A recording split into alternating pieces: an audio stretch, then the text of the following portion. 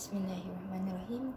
So in this video I will explain about the summary that I have learned in chapter 1. I will explain the theorem that I learned. So the first theorem is the Rolle's theorem. In the Rolle's theorem, it states that let f be continuous on the closed interval a and b and differentiable on open interval a and b, and suppose that function of a is equal to function of b, and then there is a sum c with between the a and b such that f prime c is equal to 0. So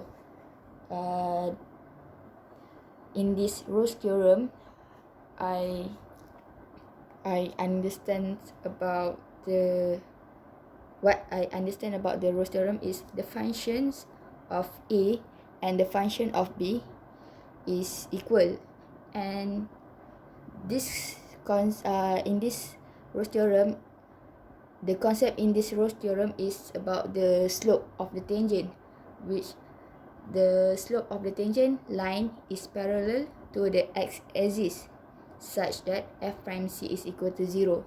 So if we want to more understand, we look at the graph where the function of a and the function of b is equal, and this tangent, the slope of the tangent line is equal to the is parallel to the x-axis. That is what I understand about the Rolle's theorem.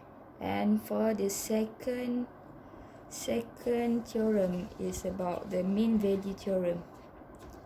The mean value theorem have stated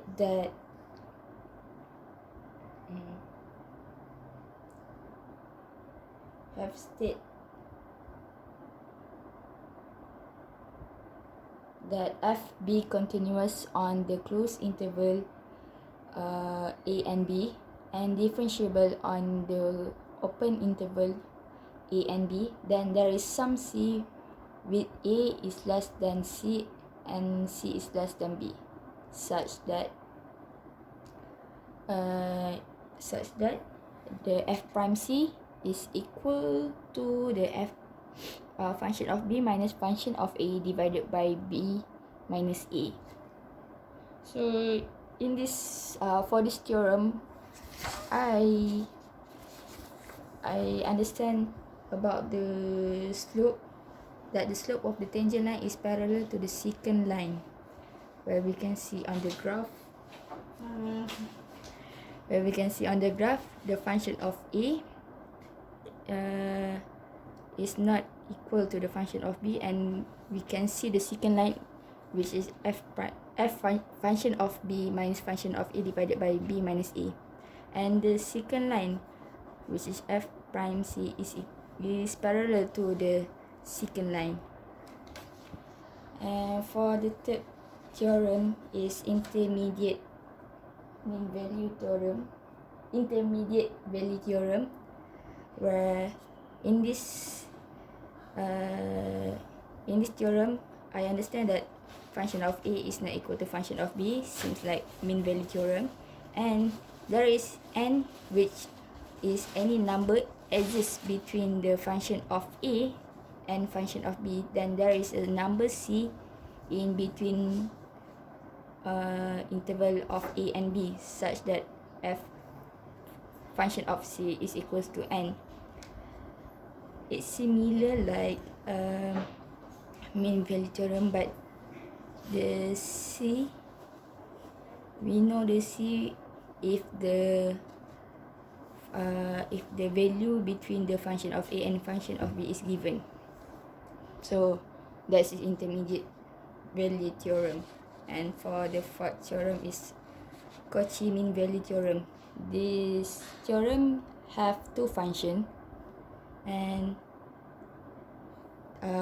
the g of a is not equal to g of b, and g prime c g prime of c is not equal to 0. So and the c exists between the a and b such that f prime c divided by g prime c equals to function of b minus function of a divided by g of b minus g of a. So in this we can see on the graph function,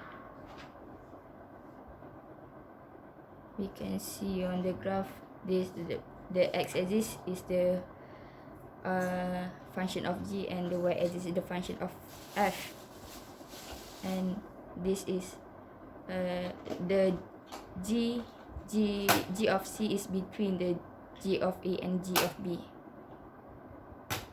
and we can see the tangent line over here. So that is for Cauchy mean value theorem. And the fifth theorem is about the Taylor theorem. Taylor theorem represents the function as an infinite sum of terms that are calculated from the values of the function's derivative at a single point. So this is the general formula for the Taylor theorem, which is T stands for Taylor and N stands for the degree of the polynomial that we will the degree of the polynomial. So function, this is function of k. We have to derive the function first so we can know what is the function here. And xo is the given value, and k factorial. So, and for the Maclaurin theorem is the expansion of the Taylor series of a function where it's centered at 0. So it seems like Taylor, but the Maclaurin have centered at 0. So the formula is different with the Taylor.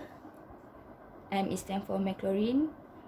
So Mn of x is equal to the sum of n, whereas k is equal to 0. The function of k, we have to derive the function first, and the value is 0. We insert into the function that we derive, or divided by k factorial times with the x of power of k. So the difference between this theorem, Taylor and Maclaurin, is the centered value, which Maclaurin centered at 0 and Taylor it has value. So that is the summary of the theorem that I have learned in chapter 1.